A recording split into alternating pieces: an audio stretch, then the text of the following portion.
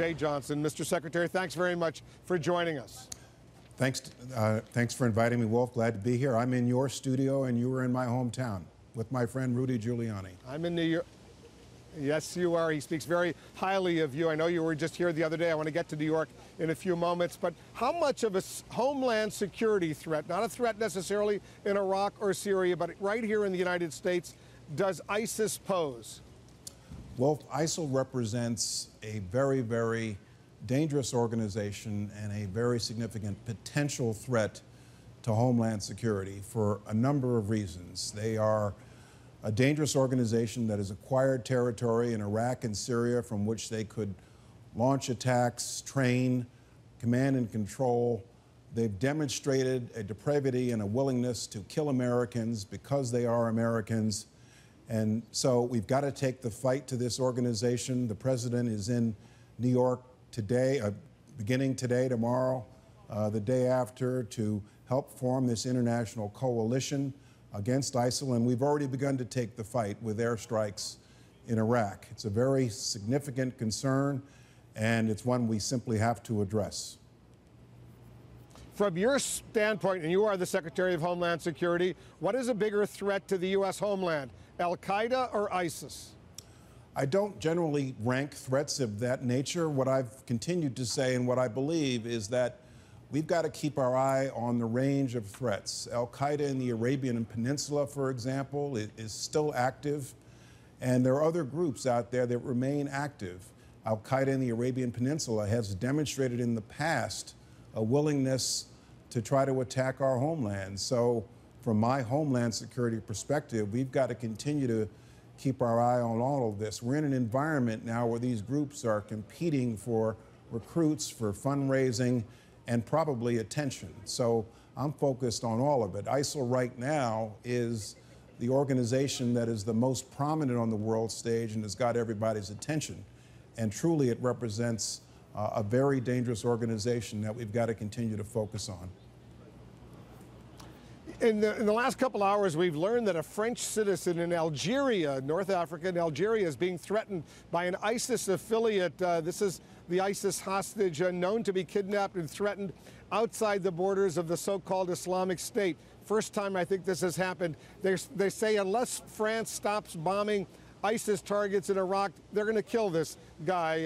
How much does this worry you that potentially this could be an American in the days ahead? Well, we've already seen ISIL's ability and willingness to kill Americans, to kill British citizens in a very public, brutal way because of their nationalities. And so we don't need further proof there. This is why they represent a dangerous organization, and we've got to take the fight to them. Do we know how many Americans are fighting with ISIS in Iraq and Syria? Well, we know this. We know that there are a number of what we call foreign fighters leaving their home countries, going to Syria to take up the fight there for a number of reasons. And we know that there are something in excess of about 100 or Americans who've either left or attempted to leave to go to Syria. Other nations have equal numbers, or in many cases, larger numbers. And so we're doing a number of things in the Department of Homeland Security, along with the FBI and my friends in the intelligence community, to track these individuals. The FBI has arrested and prosecuted several of them for attempting to go to Syria to take up the fight there. And through information that we have in my department, in law enforcement and the intelligence community, we're making a very concerted effort to track these individuals. The foreign fighter feature of this is something that is very significant, and frankly, it's new.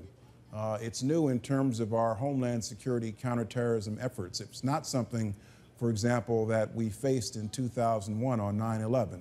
So this is a new phenomenon, along with the phenomenon of the ability of these groups to engage in social media, put out literature, and the like. And it's something that at Homeland Security and elsewhere we're engaging in and addressing.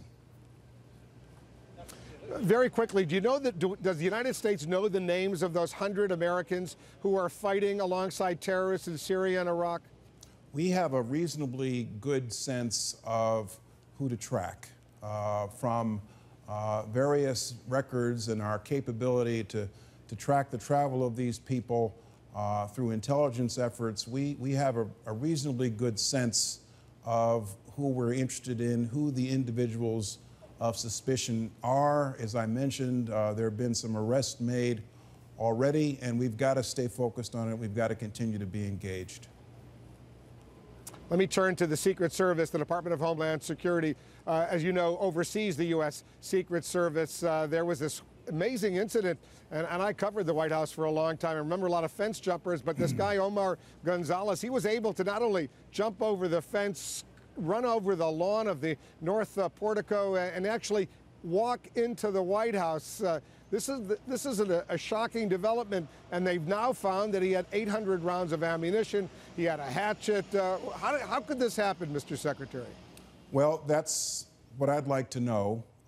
Director Pearson of the Secret Service has ordered a review, a security review, which she will submit to me. The Secret Service is part of the Department of Homeland Security. I'll look forward to the findings and recommendations.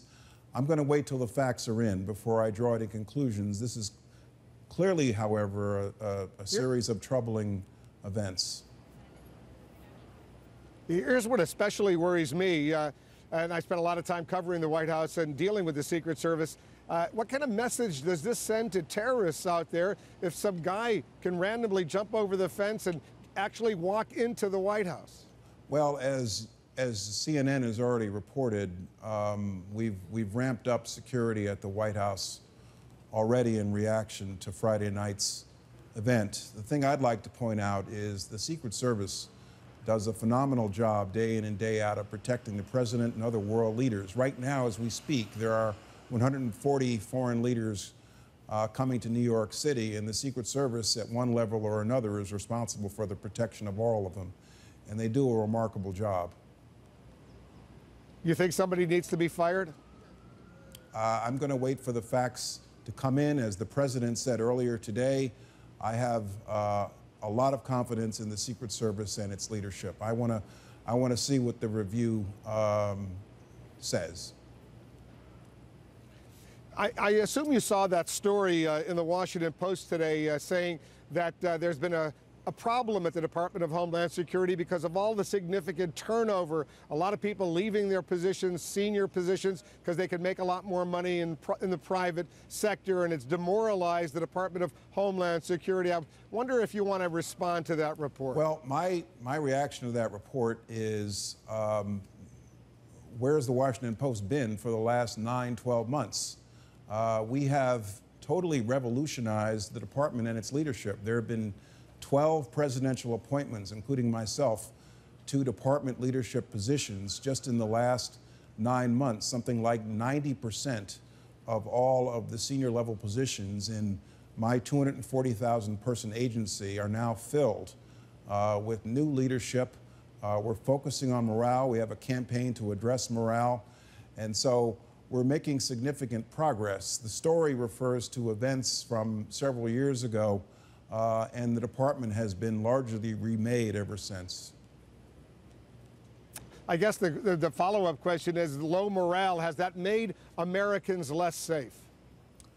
I'm convinced that the men and women of the Department of Homeland Security, day in and day out, do a marvelous job in terms of their dedication to public safety, homeland security. I've firsthand seen terrific examples of people, whether they're in Customs Border Protection, whether they're in FEMA, the Coast Guard, who do a wonderful job to keep us safe day in and day out. Morale is always an issue which we're focused on, and we have an aggressive campaign to address it within the department.